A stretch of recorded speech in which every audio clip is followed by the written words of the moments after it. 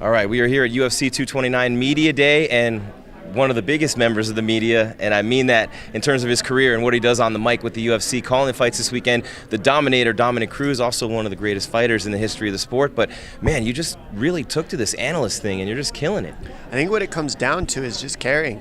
You know, in this sport, it's pretty easy to stand out if you just actually care about somebody other than yourself.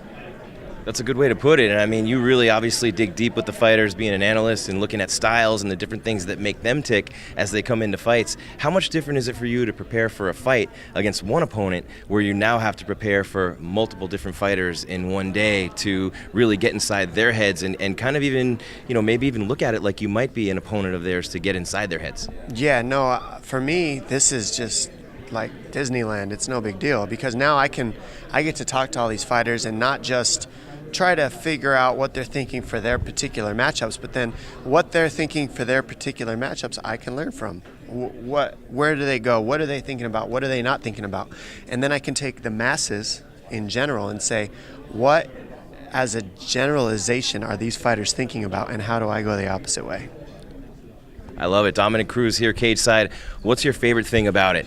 Obviously not getting punched in the face helps, but what's your favorite thing about being an analyst and something maybe that you didn't know when you were fighting and not calling fights? My favorite thing about being an analyst is when the fighter knows that I've studied their style and I know what they're doing, and I'm not just saying what I think they're doing because I'm guessing, but because I've done the work.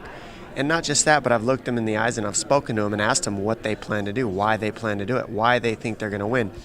When somebody who's discussing your fight on a national stage, when you only have 15 minutes to fight and show all the work that you put in, when you go through all that and then somebody goes out of their way to speak with you and ask you what you did in that time frame, it goes a long way. And for me, it helps me understand what the fighters are thinking, what they stressed about, what they didn't, and it gives the fan at home a better look at what these guys have really gone through and what they're really doing, what they're really thinking on another level other than just, oh, this is what Dominick thinks.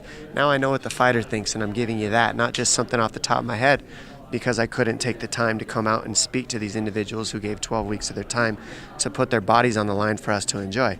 That is something for me that I get pride out of because I'm a fighter and I know what these people go through, and it's so difficult. And if somebody can't go out of their way to care about them, to hear what they have to say and their thoughts and opinions, it can wear on you after a while. So I'm glad to be here for them.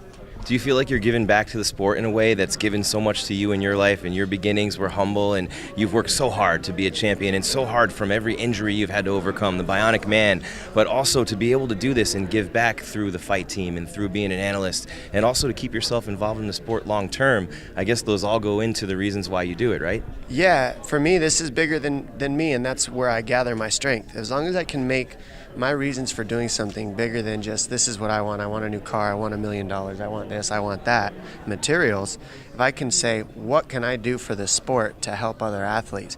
Even if I'm competing against them, these guys can get as mad as they want at me, even in my division, but I'm helping to promote you, helping to get what you do better out there to the world. And I'm doing that not for selfish reasons, I'm doing that for all of us. And obviously your work ethic's the same no matter what you do, right? I mean, it's just intense preparation either way, and you don't know any other way. I mean, I know how to be lazy. Everybody can be lazy if they want to, but I choose not to be. And I choose to, if I'm going to do something, I'm going to do it right. Grandma taught me that. You know, and it's funny talking to guys that we both know, like Seth and OJ Jimenez, and OJ spent the summer at your house, and he's a good buddy of mine too, and he's like, man, if you're going to stay at Dom's house, you got to follow the alpha dog. He's like, when he goes running, you go running. He's working out 2-3 times a day. He goes, or you can't stay. But he just talked about the example that you set and the tone that you set, not only for your friends, but for the fight team.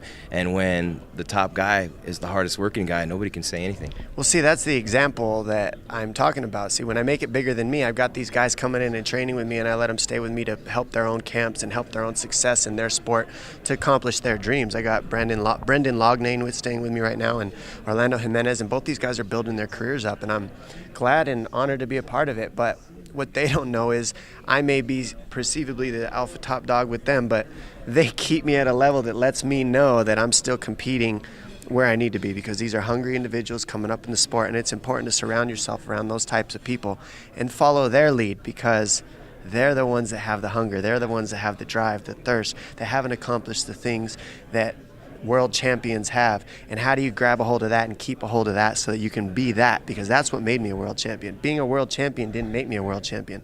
Not being one and following that mindset is what made me one. And now I got to stay in that to keep earning it. There's nothing we can do to top that. That's fantastic right there. Thank you so much, man. Always good to see you. Love watching you call the fights, and can't wait to see you back in there as well. Maybe I'd love to see, if Henry gets TJ first, I'd love to see you get the winner and have you and Henry for the Arizona fans. That'd be awesome. You know what? If Arizona could hold it down like that, I would not be sad. And I'll fight anybody for the belt. I mean, you can't. All the power to Henry because he's an Arizona boy. We were on the same national wrestling team. I got nothing but best wishes for that guy. But that is my title. Yeah, it's the all-time greatest right there. Dominick Cruz here, cage side at UFC 229.